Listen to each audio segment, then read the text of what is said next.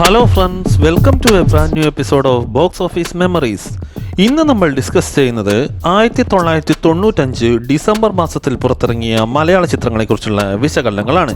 മമ്മൂട്ടി, മോഹൻലാൽ എന്നീ സൂപ്പർ താരങ്ങളുടെ ചിത്രങ്ങളുടേതൊഴിച്ച് മറ്റ് മുൻനിര താരങ്ങളായ സുരേഷ് ഗോപി, ജയറാം, ബാബു ആന്റണി, മുകേഷ്, ദിലീപ് എന്നീ താരങ്ങളുടെ ചിത്രങ്ങൾ ഏറ്റുമുട്ടിയ 95 ഡിസംബറിൽ 7 ചിത്രങ്ങളായിരുന്നു തിയേറ്ററുകളിലെത്തിയത്.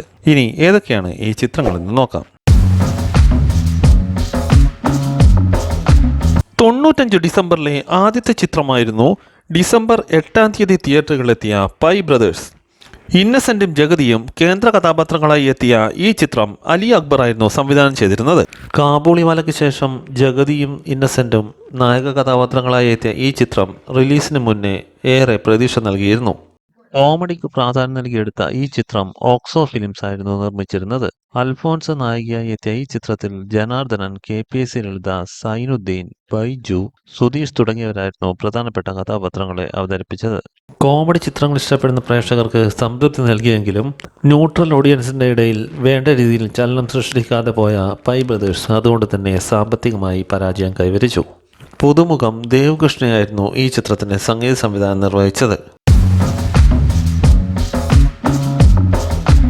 95 ഡിസംബറിലെ അടുത്ത ചിത്രമായിരുന്നു സുരേഷ് ഗോപി നായകനായി എത്തിയ സാക്ഷ്യം.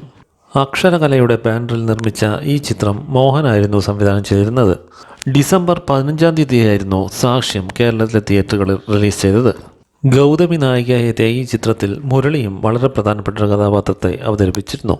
ചെറിയാൻ കൽപ്പകവാടി തിരക്കഥാ സംഭാഷണമൊരുക്കിയ സാക്ഷ്യം കുടുംബ ബന്ധങ്ങൾക്ക് ഏറെ പ്രാധാന്യം നൽകിയെടുത്ത ചിത്രമായിരുന്നു. എന്നിരുന്നാലും ബോക്സ് ഓഫീസിൽ ഈ ചിത്രത്തിന് വേണ്ട രീതിയിൽ ശോഭിക്കാൻ കഴിഞ്ഞില്ല. അതുകൊണ്ട് തന്നെ സാമ്പത്തികമായി പരാജയം കൈവരിച്ച ഒരു ചിത്രമായിരുന്നു സാക്ഷ്യം. മഞ്ജു വാര്യർ ആദ്യമായി മലയാള സിനിമയിൽ അരങ്ങേറ്റം കുറിച്ച ഈ ചിത്രത്തിൽ ആനി ഗസ്റ്റ് റോളിലെത്തിയിരുന്നു. ജോൺസൺ ആയിരുന്നു ഈ ചിത്രത്തിന്റെ സംഗീത സംവിധാനം നിർവഹിച്ചത്. 95 ഡിസംബറിലെ അടുത്ത ചിത്രമായിരുന്നു ഡിസംബർ 16-ാം തീയതി തിയേറ്ററുകളിലെത്തിയ ബാബു ആന്റണിയുടെ അറേബ്യ.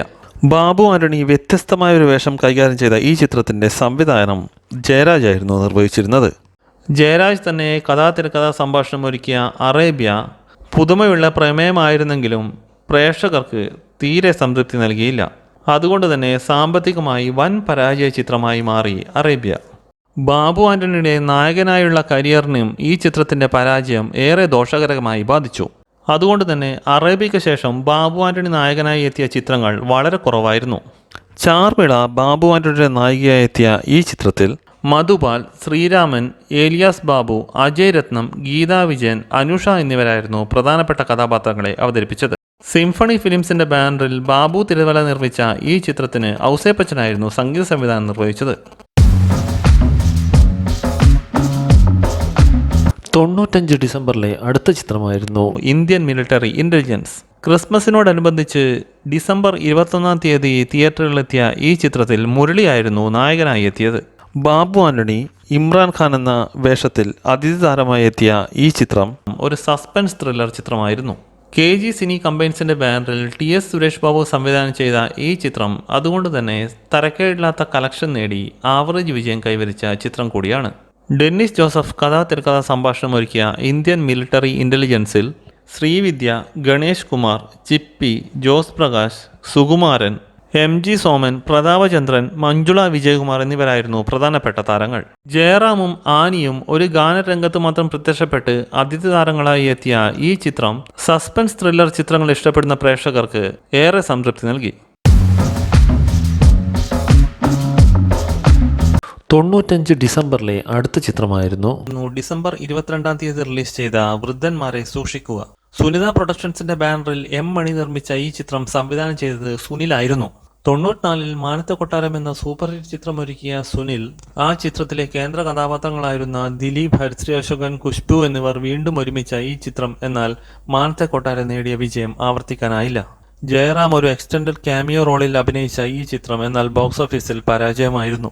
ഒരുപാട് സീനിയർ താരങ്ങൾ ഒരുമിച്ച് അഭിനയിക്കുന്നു എന്ന പ്രത്യേകത നേടിയ ഈ ചിത്രം കോമഡിക്ക് പ്രാധാന്യം നൽകിയിട്ടായിരുന്നു എടുത്തിരുന്നത്. ബേണി ഇഗ്നിഷ്യസ് ആയിരുന്നു ചിത്രത്തിന്റെ സംഗീത സംവിധാനം നിർവഹിച്ചത്. 95 ഡിസംബറിലെ അടുത്ത ചിത്രമായിരുന്നു ഡിസംബർ 25-ാം തീയതി ക്രിസ്മസിനോടനുബന്ധിച്ച് തിയേറ്ററുകളിലെത്തിയ മുകേഷിൻ്റെ ശിപായി ലഹള.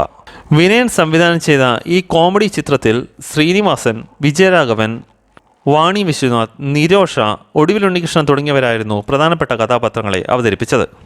മുകേഷിൻ്റെ സ്ഥിരം ശൈലിയിലുള്ള കോമഡി ഫാമിലി സെൻറ്റിമെൻറ്റ്സ് കാറ്റഗറിയിലുള്ള ചിത്രമായതുകൊണ്ട് തന്നെ പ്രേക്ഷകർക്ക് ഏറെ സംതൃപ്തി നൽകിയ ശിപായി ലഹള ബോക്സ് ഓഫീസിൽ ഹിറ്റ് സ്റ്റാറ്റസ് നേടിയ ചിത്രമായി മാറി. ശ്രീനിവാസൻ തിരക്കഥാ സംഭാഷണമൊരുക്കിയ ഈ ചിത്രം അജയ പ്രൊഡക്ഷൻസ് ആയിരുന്നു നിർമ്മിച്ചത്.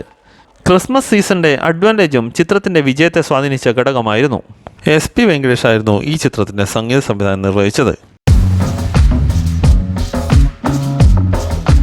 95 ഡിസംബറിലെ അവസാനത്തെ ചിത്രമായിരുന്നു ജയറാം നായകനായി എത്തിയ പുതുക്കോട്ടയിലെ പുതുമണവാളൻ.